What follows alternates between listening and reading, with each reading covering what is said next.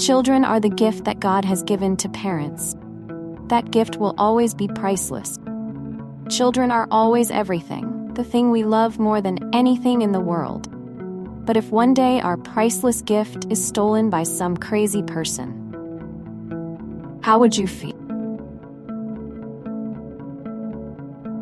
Fusako Sano, a 9-year-old Japanese girl, was kidnapped and held captive like a pet for nearly 10 years in a dark room. During that time, she endured over 700 instances of abuse from captor.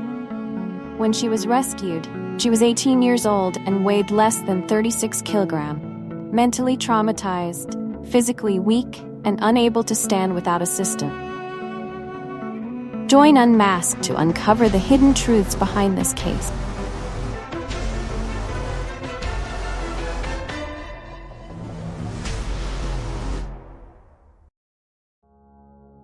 The Sano family lived in Sanjo City, Niigata Prefecture, Japan, surrounded by mountains and the sea. Fusako Sano, 9 years old, had been walking to school on her own since 2nd grade, without needing her parents to accompany her. On November 13, 1990, the family waited anxiously when Fusako did not return home from school.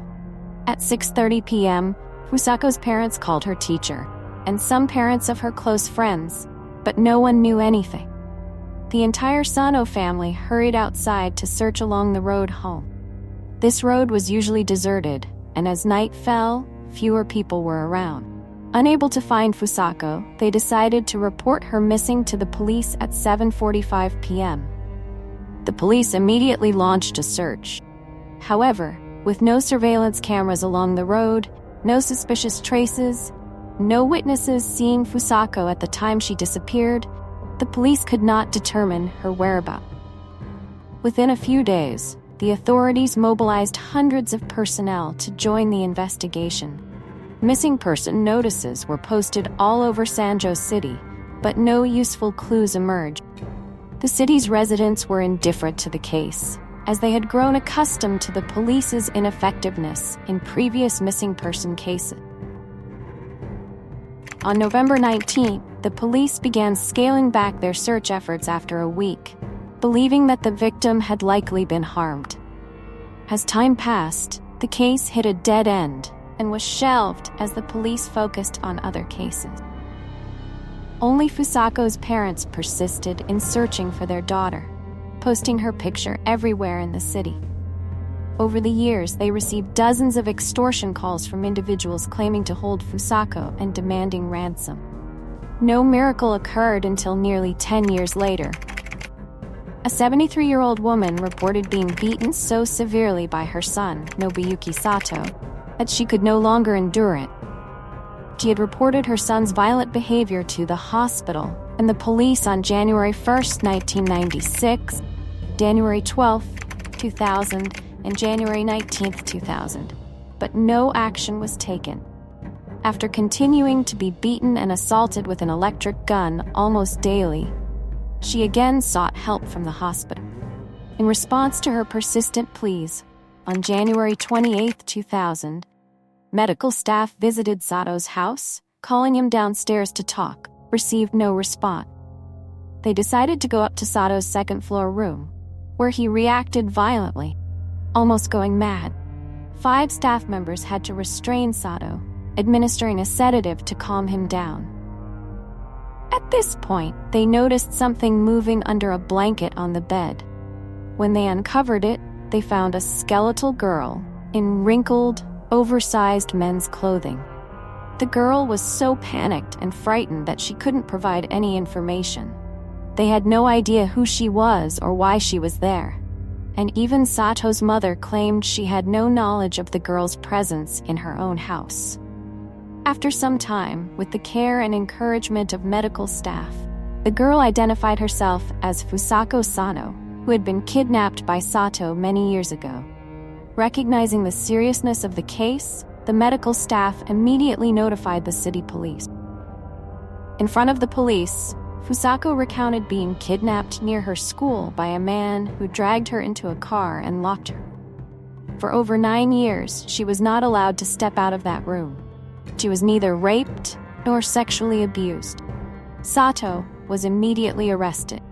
During the investigation, details of the case emerged, shocking Japan at the time. Nobuyuki Sato was born in 1962 into a middle-class family in Kashiwazaki City, 50 kilometers from Sanjo City. When Sato was born, his father was 62 years old, retiring taxi company executive, and his mother was 35, working in insurance. The couple doted on their only son, leading Sato to become arrogant and selfish. Because his father was elderly, Sato was often mocked by classmates, leading to arguments and fights. Sato's behavior grew increasingly violent toward both outsiders and his parent. After graduating high school, Sato started working at an auto repair shop. But on the first day, quit because he didn't like getting dirty and he never worked again. Sato lived a reclusive life on the second floor of his house, hardly interacting with anyone. In 1989, Sato's father died in a nursing home after being driven out of the house by his son. Neighbors reported Sato smashing doors and windows of his home and beating his mother, leaving her face bruised. Before kidnapping Fusako, Sato had been arrested and charged with kidnapping another girl in June 1989. He grabbed the girl on the street and dragged her away, but a nearby teacher intervened and restrained him. Sato was only sentenced to 1 year in prison due to being a first-time offender. At around 5 p.m. on November 13, 1990, Sato saw Fusako walking along the highway. He drove up close, threatened her with a knife, warned her not to make a sound, then dragged her into the trunk of his car, tied her hands and feet with tape and blindfold. Sato claimed he chose Fusako because she was cute and alone. Sato drove the girl home, secretly brought her up to his room through the back door, then walked around to the front door, pretending to have just returned in front of his mother. He knew his mother wouldn't go upstairs because he had previously threatened her not to enter his room, and he was ready to beat her if she disobeyed. Sato went straight up to his room, where he removed Fusako's tape and said, "Do you want to become the kidnapped and murdered girl?" Sato was using a previous kidnapping and murder case to scare her. If she didn't obey, he said he wouldn't need her anymore and would either bury her in the mountains or throw her into the sea. Ordered Fusako not to leave the bed, not to scream. Brutally beat the little girl to break her spirit and force her to comply. In the early days, Fusako was beaten almost daily because she didn't know how to behave. For the first 3 months, tied her hands and feet and gagged her whenever he left the room, fearing she would scream.